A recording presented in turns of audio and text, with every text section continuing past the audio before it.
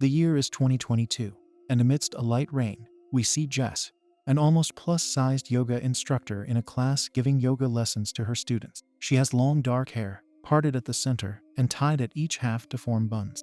As she gives instructions to her students, she looks forward towards the door. There, standing ominously, is a dark figure with the beak of a bird, all clothed in black. It seems to emit an eerie aura, with a mysterious clock-like symbol engraved on its chest, displaying a time that Jess can't quite make out. She freezes, feeling a sense of unease wash over her.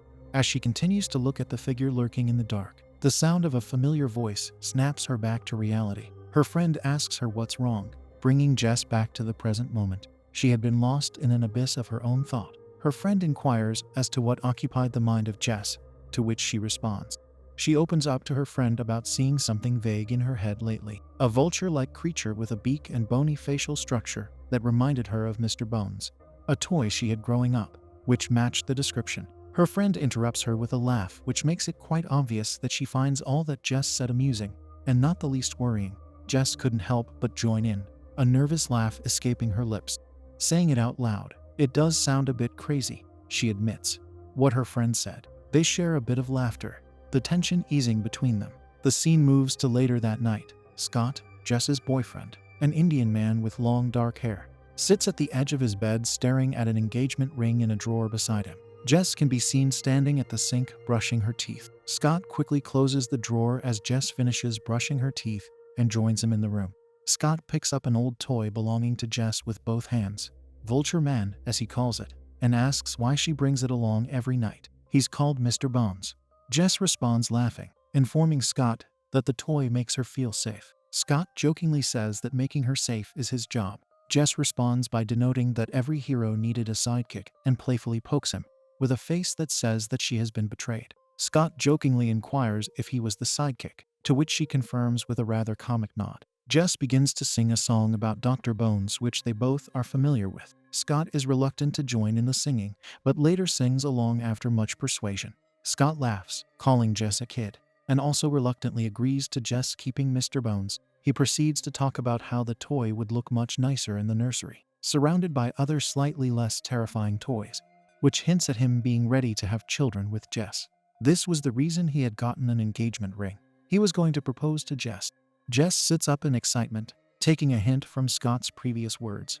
She confirms that she is ready to have a baby. She goes on to tell him how much she loves him as the two draw closer for a kiss.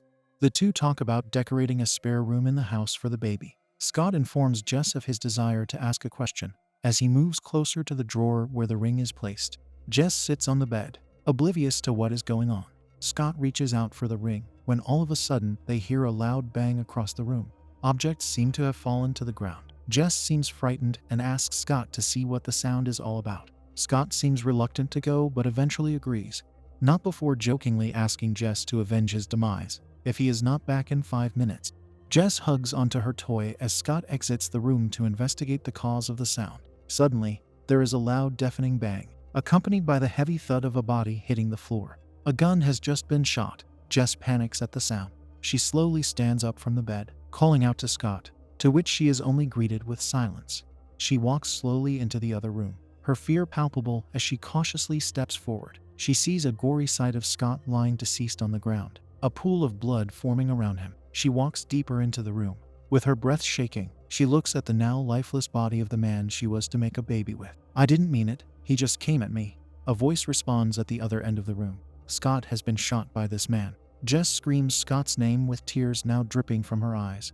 The man says he's sorry, as he picks up his gun and fires at Jess, the bullet impacting immediately. Jess finds herself in a strange world, different questions running through her mind. She wonders where she is, if she is deceased.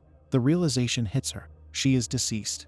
Jess finds herself traveling between worlds. She is back in 2000, a year when she was only a child, and then 2002, and then 2005. She travels with an interval of 1 year and across every birthday until 2008, the very day she turns 13.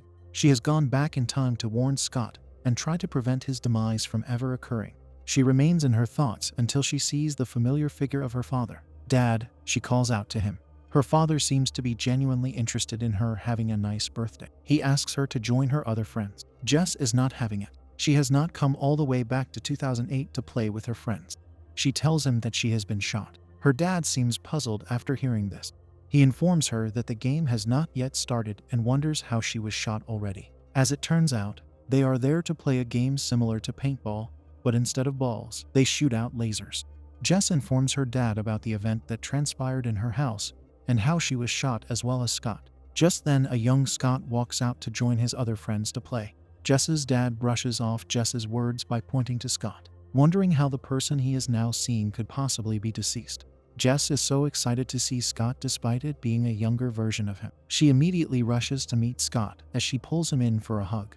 A surprised Scott asks Jess what she is doing hugging him, and she again recounts how he was assassinated in his apartment. She goes on to warn him to stay away from her, to which Scott replies that she invited him. Looking into Scott's eyes, she narrates how they meet again in the future, how they fall in love, and also Scott telling her how he had loved her since her 13th birthday, which happened to be that very day. Scott finds all she is saying a bit weird. As she speaks, a voice suddenly announces over the speaker that the game will begin in exactly 1 minute. Scott informs her that he has to go. As he walks away, his mind is evidently more into the game about to start than listening to Jess go on about him getting shot. The voice again sounds over the speaker, signaling the beginning of the game. Jess wanders about with a laser gun in her hands, calling out to Scott, hoping to make him understand that she is trying to save the life of future him. And in order to do this, they have to never be together. She walks through the midst of other children, her little voice lost in the cacophony of children's voices. They seem to be having a good time, her eyes piercing through the crowd, hoping to spot the boy whom she had traveled 14 years into the past to find. As she scans the area, her eyes catch a glimpse of Scott playing with the other children. She calls out his name, walking towards him, his tall frame illuminated by the area's soft light. As she reaches Scott, she pauses for a few seconds. Out of nowhere, a blue light appears, and from the light comes the creature from her thoughts, Mr. Bones. But only this time a creepier version. Scott is taken aback, his hands moving to the laser gun holstered at his side. He pulls the gun and shoots at the creature, which flinches while Scott laughs, finding it funny. Jess pulls him over quickly to a safe spot. He seems surprised and delighted at the sight of an Mr. Bones-looking creature at the birthday party. Apparently, he assumes it to be a gimmick. Jess calls out to Scott with a serious face, this time gaining his attention. She makes him promise that they will never see each other again or go into a relationship. Scott laughs, but agrees to Jess's conditions after noting the seriousness in her tone. The creature appears once again. Jess tells Scott not to worry and that it is okay. Jess takes a deep breath, her mind racing with the possibilities and the unknown they now face. She looks at Scott, who is still visibly shaken from the encounter. His eyes meet hers. Jess tells him goodbye. She pulls him close, their lips meeting each other for a kiss.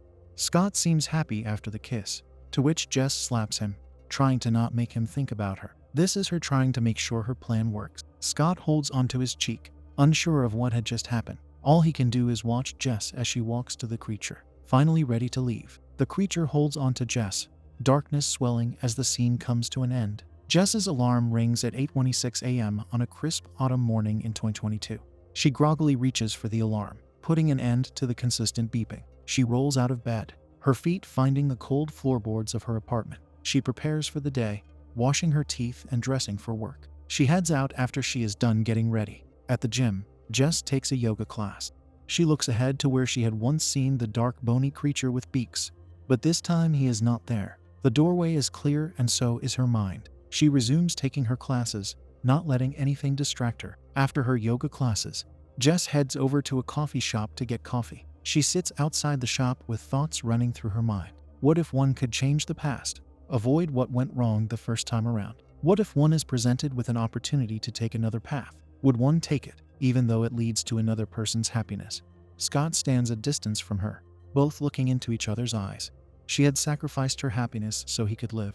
Jess's friend from the earlier movie scene walks out to join Scott. This time she is Scott's girlfriend. They smile at each other and look into a pram with a baby inside. Scott now has the life they both planned for, but with someone else. Scott and Jess's friend hold hands as they walk away. Jess continues to stare. Her lover is alive, but never to be hers.